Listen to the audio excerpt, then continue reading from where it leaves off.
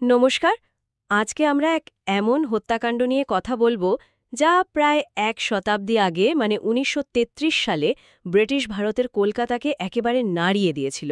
পাকুড় হত্যাকাণ্ড। হ্যাঁ, নমস্কার। এটা শুধু একটা পারিবারিক বিবাদের জেরে খুন তা নয়, এর একটা অন্য দিকও আছে। জীবাণু ব্যবহার করে, মানে বায়োটেররিজমের একদম প্রথম দিকের ঘটনাগুলোর একটা বলা যেতে পারে এটাকে। ঠিক। আর আমাদের আজকের আলোচনাটা মূলত ড্যান মরিসনের সদ্য প্রকাশিত বই দ্য পয়জনার অফ বেঙ্গল কিছু পুরনো গাজেটের রিপোর্টের উপর ভিত্তি করে। হ্যাঁ, ফ্রন্টলাইন, টেলিগ্রাফের কিছু লেখা আর অন্যান্য কিছু সূত্র আমরা দেখেছি। চেষ্টা করব এই ঘটনার মধ্যে দিয়ে ঔপনিবেশিক সমাজের উচ্চাকাঙ্ক্ষা, বিজ্ঞান আর দেখুন পারিবারিক শত্রুতার একটা অন্ধকার দিক তুলে ধরতে। তাহলে চলুন শুরু করা যাক।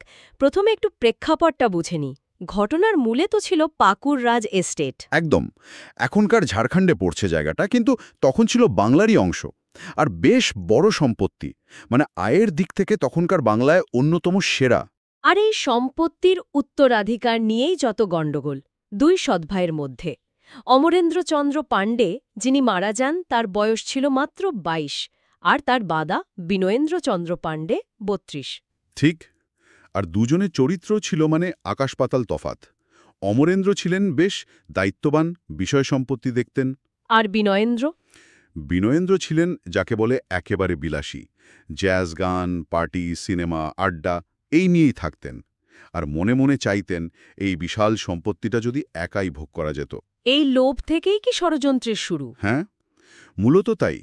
আর এই ষড়যন্ত্রে তার সঙ্গী হলেন তারানাথ ভট্টাচার্য নামে একজন। উনি নিজেকে ডাক্তার বলতেন, আসলে ছিলেন ল্যাব অ্যাসিস্ট্যান্ট। জীবাণু নিয়ে বেশ জানাশোনা ছিল। এদের প্রথম হত্যার চেষ্টাও তো খুব অদ্ভুত ছিল, তাই না? হ্যাঁ, মানে বেশ সাংঘাতিকও। অমরেন্দ্র একটা পিন্সনে চশমা পরতেন, ক্লিপের মতো। তার নাকের ওপর বসার অংশে টিটানাস ব্যাকটেরিয়া লাগিয়ে দেওয়ার চেষ্টা হয়েছিল। ভাবা যায়। মরিসন তার বইতে এটাকে খুব গুরুত্ব দিয়েছেন।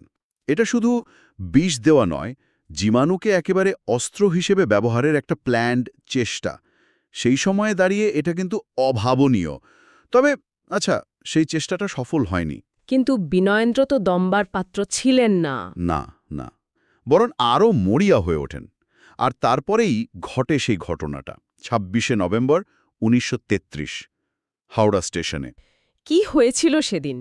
অমরেন্দ্র তার বোন আর কর্মচারীদের নিয়ে পাকুড় যাওয়ার ট্রেন ধরবেন বলে অপেক্ষা করছিলেন প্ল্যাটফর্মে।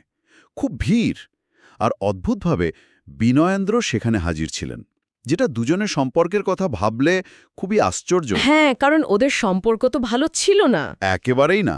তো সেই ভিড়ের মধ্যেই কেউ একজন, মানে এক অচেনা আততায়ী, খুব সন্তর্পণে অমরেন্দ্রর বাহুতে একটা ইনজেকশন দিয়ে উধাও হয়ে যায়।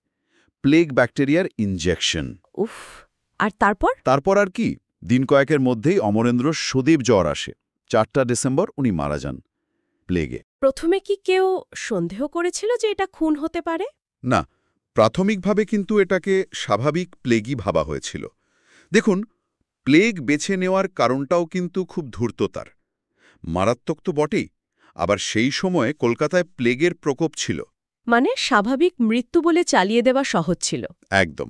তাই শুরুতে সন্দেহের কোনো কারণই ছিল না প্রায়। কিন্তু শেষ পর্যন্ত তো ব্যাপারটা চাপা থাকেনি। না, পরিবারের মধ্যেই কানাঘুষো শুরু হয়। যদিও লোকলজ্জা স্ক্যান্ডালের ভয়ে প্রথমে কেউ পুলিশে যেতে চায়নি, কিন্তু ১৯৩৪ সালের জানুয়ারিতে এক আত্মীয় শেষমেশ অভিযোগটা দায়ের করেন। তদন্তে কারা ছিলেন? কলকাতা পুলিশের অফিসার লে ব্রোক আর বেঙ্গল ইন্টেলিজেন্স সার্ভিসের শরৎচন্দ্র মিত্র। তদন্তটা কিন্তু সহজ ছিল না মোটেই। অনেক পরে জানা যায় ওই যে তারানাথ ভট্টাচার্য, সে প্রথমে বম্বের হাফকিন ইনস্টিটিউটে গেছিল প্লেগ কালচার জোগাড় করতে, গবেষণার নাম করে। হ্যাফকিন ইনস্টিটিউট তো তখন খুব বিখ্যাত ছিল প্লেগ গবেষণার জন্য। হ্যাঁ, কিন্তু সেখান থেকে সে পায়নি, ব্যর্থ হয়েছিল। পরে সম্ভবত কলকাতারই অন্য কোনো ল্যাব থেকে ওই মারাত্মক জীবাণু জোগাড় করে। বোঝাই যাচ্ছে কতটা মরিয়া ছিল ওরা। আর বিচার? বিচার নিয়েও তো অনেক কথা হয়েছিল। ও, সে এক সারা জাগানো বিচার। প্রায় ৯ মাস ধরে চলেছিল। খবরের কাগজে রোজ খবর বেরোত। বিচারপতি ছিলেন লর্ড উইলিয়ামস। তিনি একটা মন্তব্য করেছিলেন যে যেভাবে বিজ্ঞানকে এই অপরাধে কাজে লাগানো হয়েছে তা অপরাধ জগতের ইতিহাসে সম্ভবত অনন্য। শেষ পর্যন্ত কি হলো? বিনয়েন্দ্র আর তারানাথ দুজনেই দোষী সাব্যস্ত হলেন। প্রথমে মৃত্যুদণ্ড হয়েছিল, পরে সেটা কমে যাবজ্জীবন কারাদণ্ড হয়। আন্দামানের সেলুলার জেলে পাঠানো হয়েছিল। আর বাকিরা কোনো সহযোগী ছিল না? হ্যাঁ, শিবপদ আর ধর নামে দুজন সহযোগী ছিল, কিন্তু প্রমাণের অভাবে তারা ছাড়া পেয়ে যায়। আর ওই যে মূল আততায়ী যে ইনজেকশনটা দিয়েছিল, সে কিন্তু আজও অধরাই রয়ে গেছে। বিনয়েন্দ্রর শেষ জীবনটা কেমন কেটেছিল? উনি তো পরে জেল থেকে ছাড়া পেয়েছিলেন।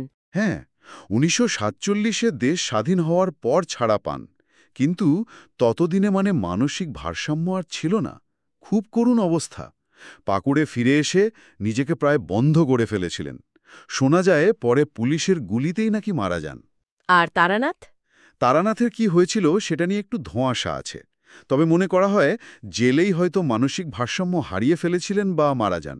এই ঘটনাটা কি শুধুই একটা বিচ্ছিন্ন পারিবারিক শত্রুতার পরিণাম, নাকি এর থেকে বড় কোনো অর্থ উঠে আসে? ড্যান মরিসনের বইতে এই প্রশ্নটাই বারবার এসছে। তিনি দেখিয়েছেন যে এটাকে শুধু ঔপনিবেশিক চোখে দেখা, প্রাচ্যের ভয়াবহতা বলে উড়িয়ে দেওয়াটা ঠিক নয়। এটা আসলে মানুষের চিরন্তন লোভ, উচ্চাকাঙ্ক্ষা, নৈতিক পতনের একটা উদাহরণ। হুম।